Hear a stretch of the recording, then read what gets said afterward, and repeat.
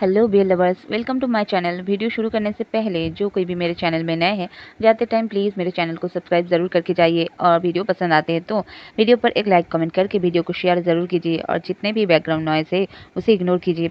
चलिए शुरू करते हैं the villain a broken angel शियान वन फैन फिक्शन सीजन 2 के नेक्स्ट पार्ट को। पिछले पार्ट में हमने देखा था ई की कोशिश रंग लाई थी। विभूषण ने वांगजी को एक और चांस दे दिया था, लेकिन ई अब इन दोनों के बीच आना नहीं चाहता था, इसलिए घर छोड़कर जाना चाहता था। विभूषण के रूम से जाने के बाद वांगजी अपने दोनों पॉकेट से बहुत सारे चॉकलेट्स निकालता है और ई को वो सारी चॉकलेट देकर सॉरी मांगता है अपने गलत बिहेवियर के लिए। ई तो एक बार वांगजी को और एक बार उन सारी चॉकलेट्स को देख रहा था, क्योंकि ई को पता था वांगजी गगा अपना चॉकलेट्स किसी को नहीं देते। अब आगे ई ने कहा वांगजी से, वांगजी गगा आप प्लीज माफी मत मांगिए, आप अपनी जगह पर सही थे, मुझे ही समझ जाना चाहिए था और आप दोनों के बीच से निकल जाना चाहिए था। अब मैं वही करने जा रहा हूँ गगा, आप दोनों अब खुश रहना। वांगजी घबरा गया और कहा, ई क्या बोल रहे हो तुम जा रहे हो मतलब? ई ने बात को घुमा दिया और कहा, गगा मैं कहाँ जाऊँगा, मैं बस आप दोनों को अकेला छोड़कर जा रहा हूँ। अब आप पूरी कोशिश कीजिएगा वे गगा के साथ सब ठीक कर लेने की। वांगजी ई के हाथों को पकड़ लेता है और कहता है, ई मत जाओ, शियान अब तुमसे प्यार करने लगा है, मुझे पता है उसकी आदत। अभी तो वो कुछ नहीं बोल रहा है, लेकिन उसके अंदर अभी एक तूफान चल रहा है। प्लीज़ ई तुम मत जाओ, मुझे अब शियान को और दुखी नहीं देखना है। हाँ मुझे जेलस फील हो रहा था, लेकिन मैं नहीं चाहता था तुम जाओ। ई ने कहा, वांगजी गगा धीरे धीरे सब सही हो जाएगा, आपको आपका प्यार वापस मिल जाएगा। मैं उतना भी खास नहीं हूँ, जल्द ही मुझे वे गगा भूल भी जाएंगे। फिर बात घुमाते हुए कहता है, वांगजी गगा आप ना जब वे गगा काम से आया करे उनको थोड़ा पैम्पर करना। वे गगा मुंह से तो बोलते हैं ऐसा मत करो, मुझे पसंद नहीं है, लेकिन मुझे पता है मेरा ऐसा करना उनको बहुत पसंद आता है। आप भी ऐसा ही कीजिएगा, उनको पसंद आएगा। मुझे पता है हर टाइम वे गगा ही आपको पैम्पर करते थे, अब से आप भी थोड़ा थोड़ा कर लेना, उनको अच्छा लगेगा। वांगजी गगा अब मैं चलता हूँ, बोलकर ई अपना बैग पैक उठा लेता है, एक भी चॉकलेट नहीं लेता है और रूम से बाहर निकल जाता है। वांगजी भी ई के पीछे पीछे आ जाता है। नीचे विभूषण पूरा सीरियस मूड में खाना बना रहा था। ई को देखकर कहा, खाना खाकर उसके बाद जाना, मैंने शीजे को कॉल कर दिया है, अब से शीजे ही तुम्हारा ध्यान रखेगी। अब कुछ टाइम बीत जाता है। विभूषण खाना लगा रहा था, ई हाथ बटाने गई, लेकिन ई को विभूषण ने कहा, मैं आउटसाइडर से घर का काम नहीं करवाता। ई का मुंह उतर गया। ई को पता चल रहा था विभूषण ई से अभी कितना नाराज है। ई ने इशारा किया वांगजी को। अब वांगजी गया विभूषण की मदद करने, लेकिन विभूषण ने वांगजी को भी मना कर दिया और कहा, मैं अपना काम बढ़ाना नहीं चाहता हूँ, तुम कुछ ना ही करो तो ही अच्छा है। इसके बाद सबने अपना मुंह बंद ही रखा, बस खाना खाने के लिए अपना मुंह खोला। खाना खाना हो जाने के बाद ई ने खाने के लिए शुक्रिया कहा। विभूषण ने वांगजी को घूर कर देखा। वांगजी को समझ आ गया विभूषण का दिमाग अब खराब हो रहा है।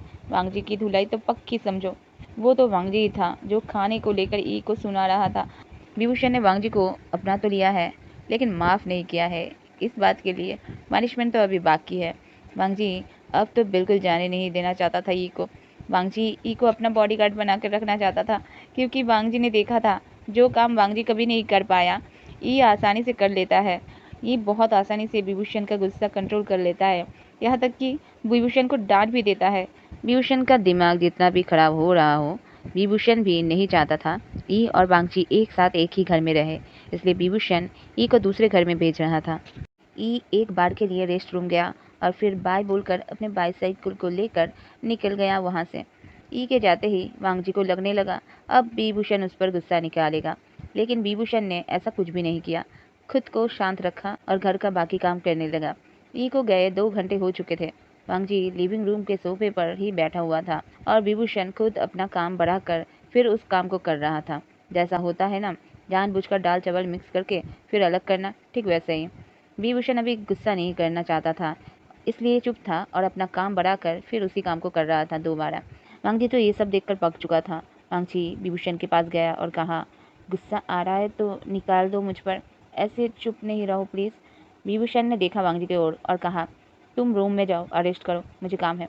वांगजी ने विभूषण के हाथों को पकड़ा और सोफे पर ले जाकर बैठाया और कहा, शियान माफ़ कर दो प्लीज़ और जाओ ई को लेकर आओ। मैं कभी भी ई को लेकर कुछ भी नहीं कहूँगा, ई को तुम्हारी और तुम्हें ई की बहुत ज़रूरत है। मैं तुम्हारे लिए कुछ भी नहीं कर पाता, लेकिन ई अच्छे से कर लेता है। ऐसा नहीं है मैं तुमसे दूर हो जाऊंगा, मैं भी पूरी ज़िंदगी तुम्हारे साथ रहूंगा। मुझे बहुत बुरा लग रहा है शियान, मैं नहीं चाहता ई फिर से कभी हमारे रहते खुद को अनाथ बोले। विभूषण ने वांगजी के बालों पर हाथ सहलाया और कहा, वांगजी घबराओ मत, मैं तुम पर इस वजह से गुस्सा नहीं करूंगा। ई ने जो फैसला लिया है उसमें ई का साथ मैं दूंगा। मैं एक मैरिज पर्सन हूँ, हमारे बीच ई सच में थर्ड पर्सन ही था। जल्द ही लोग ई के बारे में बुरा भला बोलना शुरू कर देते। मैं इतना बुरा नहीं हूँ कि अपने स्वार्थ के लिए इतना बुरा होते हुए देखता। इससे अच्छा जो भी डिसीजन ई ने लिया है मैं उसका साथ दूंगा। वांगजी ने कहा, तुम कब से लोगों के बारे में सोचने लगे? ये क्या बोल रहे हो तुम तो ऐसा नहीं थे। विभूषण ने कहा, वांगजी मुझे कोई फ़र्क नहीं पड़ता लोग मेरे बारे में क्या बोलते हैं, लेकिन फ़र्क तब पड़ता है जब लोग तुम्हारे बारे में, ई के बारे में कुछ बोलेंगे। तुम्हें पता है ई से दूर मैं क्यों हुआ? बस ई के भलाई के बारे में सोच के नहीं, तुम्हारे बारे में सोच के भी। मेरा वांगजी बदल रहा था, मुझे मेरा मासूम सा वांगजी वापस चाहिए था। तुम्हारी वो सभी कड़वे बोल मैं कभी सोच भी नहीं सकता था तुम किसी को इतना नीचे भी दिखा सकते हो। गुस्सा तो बहुत आया था तुम पर, लेकिन मैंने खुद को तुम्हारी जगह रख कर देखा, फिर जाके तुम्हारी तकलीफ़ पता चला मुझे। मैं तुम दोनों को तकलीफ़ में देखना नहीं चाहता, इसलिए तुम दोनों का अलग रहना ही ठीक होगा। वांगजी ने कहा, और तुम्हारी तकलीफ़ का क्या? ई से अलग रह के तुम्हें तकलीफ़ नहीं होगी? विभूषण ने कहा थोड़ा हस्की वॉइस में। तुम्हें तो पता ही है तकलीफ़ सहने की आदत है मुझे। वांगजी ने कहा, और ई का तकलीफ़, उसका क्या? जिस दिन ई से मिलने गया था, ई के मुंह से जब मैंने सुना था वो सारी बातें, तुमसे दूर रहने से अच्छा तो वो मरना पसंद करेगी। याद करो शियान, ई की वो सारी बातें। विभूषण अब भड़क गया और कहा, एक पागल को भी पता होता है किस चीज़ में उसकी भलाई छुपा हुआ है, लेकिन शायद तुम उससे भी बड़ा पागल हो, जो खुद अपने सौतन को घर लाने के लिए अपने हस्बैंड को फोर्स कर रहे हो। देखो आज से और अभी से ई के बारे में मुझसे कोई बात नहीं करना। ई को मैंने छोड़ा नहीं है, ई का पूरा देखभाल करूंगा मैं, बस ई से दूर रहूंगा। अब तुम अपना मुंह बंद रखो और सीधा अपने रूम में जाओ। दोबारा ई के बारे में मुंह खोला तो अपने हाथों से तुम्हारे होठों को सुई धागा से सिल दूंगा, समझे? वांगजी ने कुछ नहीं कहा। हाँ में सर हिलाया और वहां से भाग गया। वांगजी डर रहा था अभी ना पीट दे, अभी तो ई भी नहीं है उसे बचाने के लिए। बेचारा विभूषण पहले से ही टेंशन में था ई को लेकर, और इधर हमारा प्यारा वांगची बार बार ई के बारे में बोलकर विभूषण का दिमाग का भुर्जी फ्राई कर रहा था। विभूषण ई को लेकर अभी बहुत ज्यादा ही परेशान हो गया था। विभूषण का मन हो रहा था अभी ई के पास जाए भागकर। विभूषण ने अब सोच भी लिया था थोड़ी देर बाद जाकर ई से मिलकर आएगा। वैसे भी विभूषण को पता था वहाँ याली है संभाल लेगी, फिर भी विभूषण को एक बार तो जाना ही था। इधर हमें वांगजी के रूम का सीन दिखाया जाता है, जहाँ वांगजी के रूम में बेड के पास टेबल पर विभूषण के दूसरे घर का चाबी रखा हुआ है, और वांगजी अभी बेड पर एक नोट हाथ में लेकर बैठा हुआ है। वांगजी अभी डर के मारे रो रहा है, क्योंकि नोट में ई ने बस सॉरी लिखा था। ये सॉरी बस सॉरी नहीं था वांगजी के लिए। वांगजी को पता था अगर विभूषण को पता चला ई विभूषण के दूसरे घर में नहीं गया है, उल्टा वांगजी को सॉरी लिखकर गायब हो गया है, फिर तो वांगजी गयो विभूषण के हाथों। वांगजी अभी डे ड्रीमिंग करने में खो गया। विभूषण ने अपने हाथों में बेल्ट दिया हुआ है और विभूषण उस बेल्ट से वांगजी को बहुत पीट रहा है और बोल रहा है, सब तुम्हारी वजह से हो रहा है। चले गए थे ना मुझे छोड़कर, फिर वापस क्यों आए? तुम एक मनहूस हो, फिर से मेरी ज़िंदगी में आए और मेरे सच्चे प्यार को खा गए। तुम्हारी वजह से आज ई मुझे छोड़कर चला गया, तुम्हारी वजह से आज ई को मैंने खो दिया। वांगजी इतना डर गया था कि अब जोर जोर से रोना शुरू कर दिया। विभूषण को वांगजी के रोने की आवाज़ आई। विभूषण वांगजी के रूम में दौड़ कर आया। विभूषण ने देखा वांगजी बहुत डरा हुआ है और रो रहा है। विभूषण को देखते ही वांगजी बोलने लगा, प्लीज़ मत मारना, मैंने कुछ भी नहीं किया है, सच में मैंने उसे इस बार कुछ नहीं कहा है। विभूषण आकर वांगजी को हक करता है और कहता है, रोना बंद करो, मैं नहीं मारूंगा, ठीक है अब चुप करो। इतना इतना क्यों रो रहे हो बताओ? मुझे पता है तुमने कुछ नहीं किया, मैं जानता हूँ। वांगची ने बोला, नहीं मारना प्लीज़। विभूषण ने कहा, हाँ बाबा नहीं मारूंगा, अब चुप कर जाओ। वांगची फिर भी चुप नहीं हो रहा था। वांगजी को देखकर ही पता चल रहा था कुछ तो हुआ है। विभूषण ने कहा, वांगजी बात सुनो मेरी, मैं प्रॉमिस करता हूँ नहीं मारूंगा, अब बताओ क्या हुआ है? वांगजी ने कहा, नहीं तुम मारोगे। विभूषण ने कहा, प्लीज़ बताओ। वांगजी ने कहा, तुमने मना किया है ई के बारे में कुछ बोलने को, तुम मेरा मुंह सील दोगे। विभूषण ने कहा, ओहो ठीक है, तुम बोल सकते हो। मैं अब कुछ भी नहीं बोलूँगा तुम्हें और ना ही तुम्हारा मुंह सिलूँगा। अब तुम बोल सकते हो, ठीक है? मैं मारूँगा भी नहीं, ठीक है? अब बोलो। वांग जी ने कहा, शियान तुमने देखा था ना मैंने कितना मनाया था ई को। विभूषण ने कहा, हाँ मैंने अच्छे से देखा था, मेरे बुआ ने कितना मनाया था ई को। वांग जी ने कहा, इससे कितनी बार सॉरी भी बोला था ना। विभूषण ने कहा, हाँ मैंने अच्छे से सुना था कि तुमने कितनी बार सॉरी बोला है। क्यों, क्या हुआ? वांग जी ने कहा, तुम्हें पता है ई ने मुझे झूठ कहा, ई ने मुझे माफ नहीं किया। विभूषण के भुए सिकुड़ गए। विभूषण ने कहा, क्या मतलब? वांग जी ने ई का सॉरी वाला नोट विभूषण को दिखाया और कहा, ई दूसरे घर में नहीं गया है, देखो वह घर की चाबी रखा हुआ है। मुझे लगता है जब वो आखिर में रेस्ट रूम के लिए गया था तभी ये सब मेरे रूम में रख कर चला गया होगा।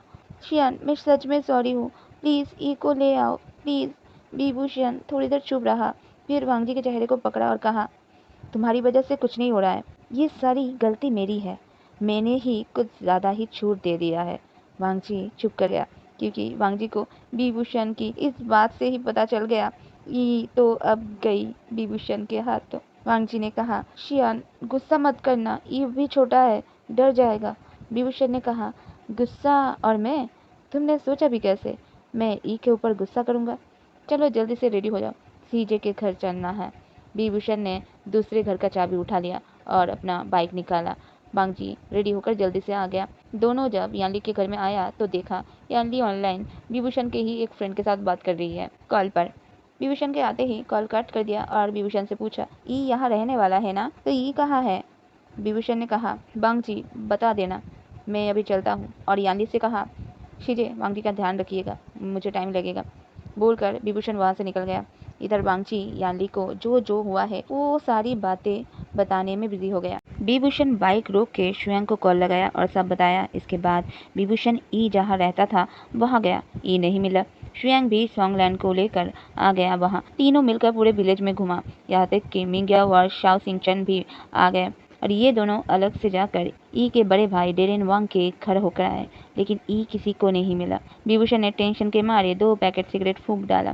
फिर सभी मिलकर वहाँ के हर बस स्टैंड में गए, ई नहीं मिला।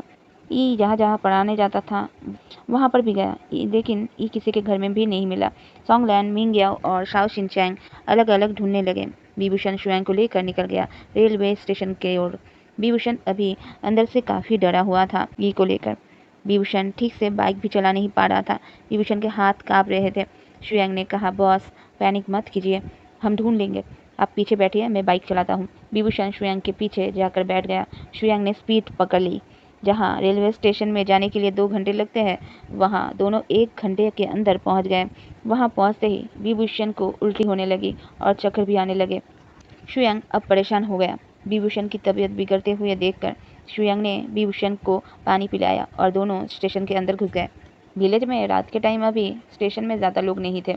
दोनों इधर उधर ढूंढने लगे, लेकिन ई कहीं नहीं मिला। मायूस होकर विभूषण और शुयांग स्टेशन के बाहर आकर एक बेंच पर बैठ गए। अब विभूषण और खुद को कंट्रोल नहीं कर पाया और शुयांग को हक करके रोने लगा। शुयांग कहने लगा, बॉस हम ढूंढ लेंगे, आप हिम्मत मत हारिए प्लीज़। शुयांग विभूषण से बात ही कर रहा था। शुयांग ने देखा और विभूषण को भी दिखाया ई की पिंक बाइसाइकिल, जो वहीं पर एक कोने पर एक साइकिल स्टैंड में खड़ा हुआ था।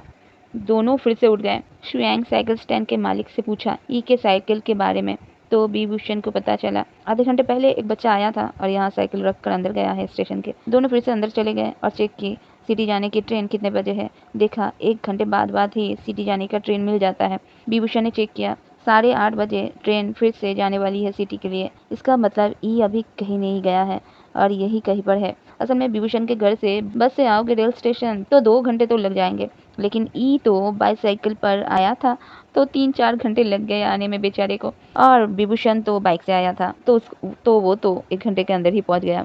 शुयांग ने कहा, बॉस ट्रेन के अंदर भी ढूंढ लेते हैं चलिए। विभूषण और शुयांग ट्रेन के अंदर चले गए और ट्रेन की तलाशी लेने लगे और ई को ढूंढने लगे। अचानक से विभूषण ट्रेन के खिड़की से देखा ई को, जो स्टेशन के सीढ़ी के नीचे चुपचाप बैठा हुआ है और ई साइलेंटली अभी रो भी रही है। विभूषण ने शुयांग से कहा, तू बाहर जाकर इंतजार कर, मैं लेकर आता हूँ उसे, बोलकर विभूषण ई को लेने ट्रेन से उतर गया। ई अभी दूसरे प्लेटफॉर्म में बैठा हुआ था सीढ़ी के नीचे, और ये दोनों जिस प्लेटफॉर्म से ट्रेन छूटते हैं वहीं पर ढूंढ रहे थे, इसलिए ई नहीं मिल रहा था अभी तक। विभूषण जल्दी जल्दी करके सीढ़ी चढ़कर दूसरे प्लेटफॉर्म की ओर जाने लगा। विभूषण के पैर अभी कांप रहे थे, फिर भी विभूषण अभी सीढ़ी में भाग रहा था, और जल्द ही विभूषण आकर ई के सामने खड़ा हो गया और कहा, तुम शायद गलत प्लेटफॉर्म में आकर बैठी हो, या फिर मुझसे छुप रही हो। चलिए आज इतना ही, मिलते हैं नेक्स्ट वीडियो में। Bye bye, be all the best, टिंग टिंग।